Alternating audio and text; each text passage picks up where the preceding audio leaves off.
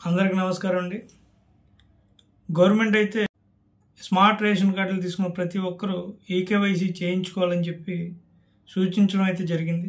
EKYC 30 November కల్లా eKYC చేయించుకోవాలని కూడా చెప్పడం జరిగింది. చేయించుకునే పక్షంలో రేషన్ కార్డులు రద్దు చేయబడతాయని కూడా హెచ్చరికలు జారీ చేయడం జరిగింది. అయితే ఈకేవైసీ చేయించుకునే వారు ఇంకా ఉంటే మీ యొక్క తహసీల్దార్ కార్యాలయంలో కానీ రేషన్ డీలర్ల దగ్గర కానీ మీరు ఈకేవైసీ చేయించుకోవచ్చు. అయితే స్మార్ట్ కార్డులు ఇంకా తీసుకొని వారు ఉంటే రేషన్ డీలర్ల దగ్గర కానీ తహసీల్దార్ కార్యాలయంలో కానీ తీసుకోవచ్చు.